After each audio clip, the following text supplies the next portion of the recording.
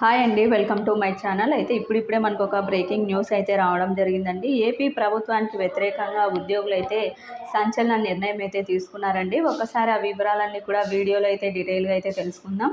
మీరైతే వీడియోని ఎక్కడక్కడ స్కిప్ చేయకుండా ఎండ్ వరకు అయితే చూసేయండి. వీడియో నచ్చినట్లయితే తప్పకుండా లైక్ చేయండి, షేర్ చేయండి.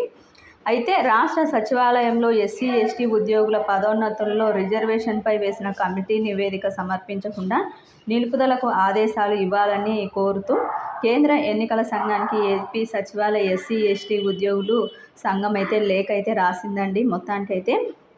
ఇక ఈ నివేదిక ఇవ్వడం ద్వారా ఎస్సీ ఎస్టీ ఇతర వర్గాల ఉద్యోగుల మధ్య చిచ్చు పెట్టాలని చూస్తున్నారని పేర్కొంది. ఇక ప్రభుత్వంలోని కొంతమంది ఇలా ఉన్నతాధికారులు ఇతర మతాల ఉద్యోగులు ఎస్సీ ఎస్టీ ఉద్యోగులు ఇక మధ్య వైషమ్యాలు సృష్టించేందుకు ప్రయత్నిస్తున్నారని వెల్లడించింది.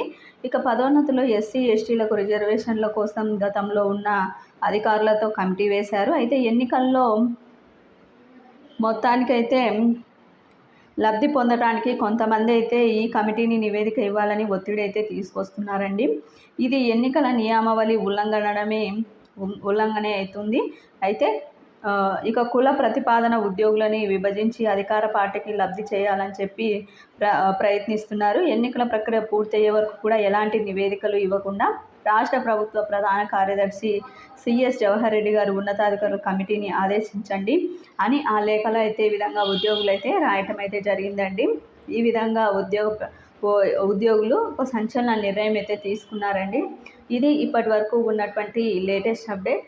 మీకు ఈ వీడియో నచ్చినట్లయితే తప్పకుండా లైక్ చేయండి, షేర్ చేయండి. Thank you for watching.